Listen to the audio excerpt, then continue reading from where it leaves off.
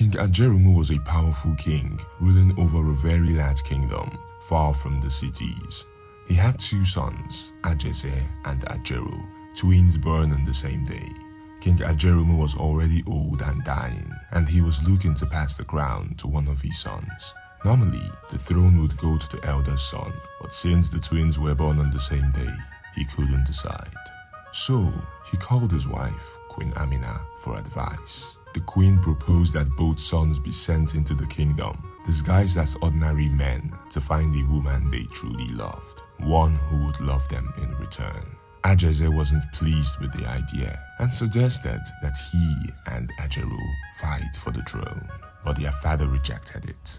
There was an ancient law that allowed royal heirs to do for the crown, but only to death. The king wasn't willing to lose either of his sons. Disguised as commoners, the twins left the palace and went their separate ways.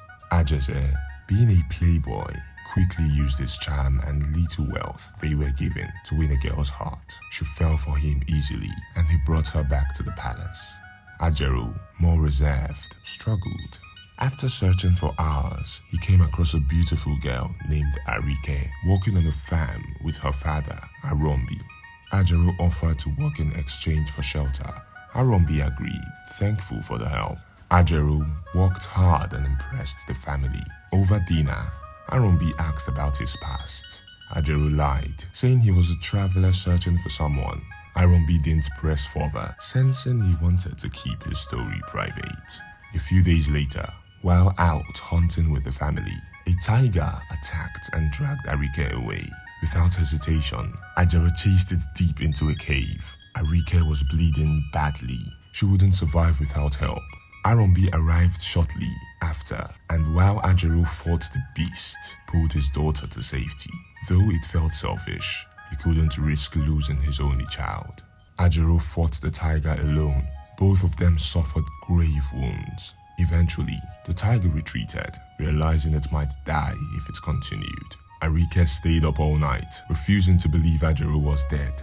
When he finally returned, barely standing and covered in blood, she ran to him. With her father's help, they treated Ajeru's wounds. Arike, grateful and deeply moved, confessed her feelings. Ajeru revealed who he truly was. She didn't care, he had saved her life. Arombi too approved the union. Before returning to the palace, Ajeru tracked down the same tiger that had hurt Arike. When it saw him, it ran, but Ajeru caught it with traps. Instead of killing it, he gently placed his hand on its head. With a smile on his face, the tiger, sensing peace, relaxed. Ajeru returned home riding the tiger with Arike by his side.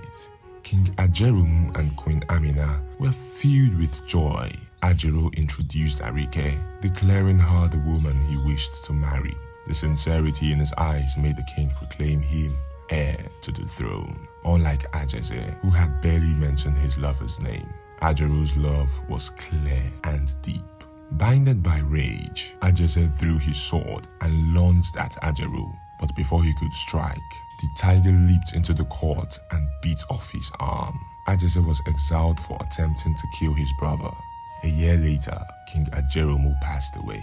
Ajeru became king with Queen Arike beside him and a loyal tiger that guarded them both.